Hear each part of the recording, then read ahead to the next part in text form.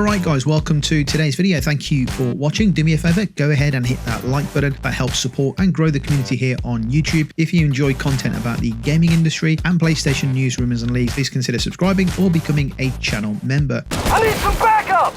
Got additional hostiles inbound on your position. So following the news earlier this year that the Division Heartlands has pretty much been cancelled, it's finally great to have something positive to talk about the Division franchise. So Tom Henderson has claimed that the production on Ubisoft's The Division 3 will not kick off until all the work on Star Wars Outlaws is complete. So speaking on X in response to a fan asking what's happening with the next Division game, Henderson simply replied that it will go into full production after Outlaws. Star Wars Outlaws is scheduled for release in August, so Ubisoft right now are in the final stages of polish, tidying up the game, and there's probably not long until the game is finalized, after which Ubisoft Massive will start to focus all of its attention onto The Division 3. The Division 3 was announced last year back in September 2023, although there isn't much known about the sequel right now. Prior to this, Ubisoft had said that it had no plans for a third chapter in the franchise, but thankfully for fans, it's obviously changed its mind. The Division 3 actually doesn't have a release date, given that the team hasn't even started working on it, but once the team start to work on it, it's fair to assume that this will not be ready for at least 4 to 5 years or so at the minimum. Good to know that the focus at Ubisoft Massive is going to be switching over to The Division 3 once Outlaws is out the door.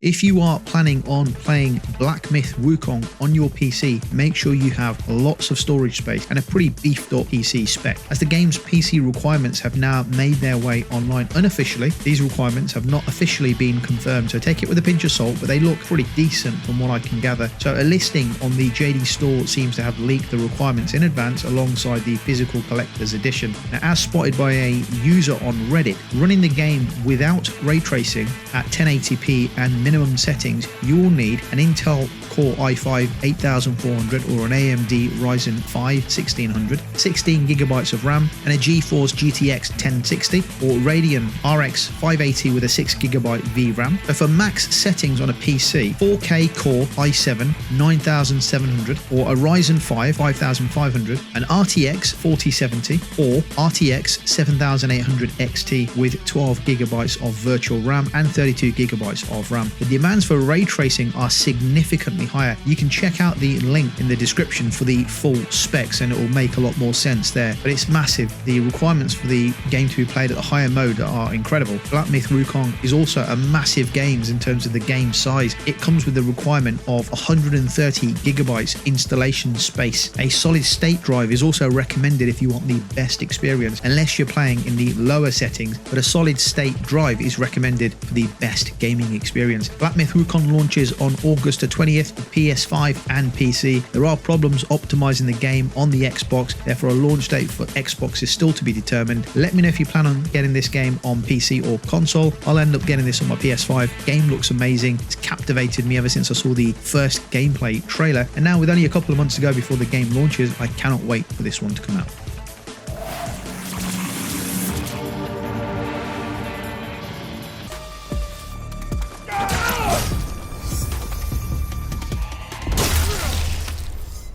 Ubisoft's Nicolas Lopez has taken to social media to keep the Assassin's Creed Shadows game hype alive, describing the upcoming stealth action title as the first next-gen only entry in the series. Lopez described how not only is Assassin's Creed Shadows powered by a new version or a new iteration of the Anvil game engine, but it's also the first game in the franchise to implement ray-traced global illumination. This isn't too surprising to hear, considering the game is only coming to next-gen consoles and PC, whereas the previous Assassin's Creed games were all cross-generation releases. This one is only for next-gen and PC. Ubisoft revealed during a recent interview with VGC that Assassin's Creed Shadows features a map that is roughly the same size as Assassin's Creed Origins, so a true next-gen AC game which hopefully takes advantage of the console's power. My only concern is how much of AC Shadows is going to be held back by the Series S. I'm not having a dig at the Series S, but we all already know there are problems with Black Myth Wukong coming to Xbox, and it's mainly down to the game being, I don't want to say broken or unplayable, but it's not optimized for the Series S, which is why it's being delayed on the Xbox console, which is why it doesn't have an Xbox release date, and it's only coming to PlayStation and PC for now. The only way I see the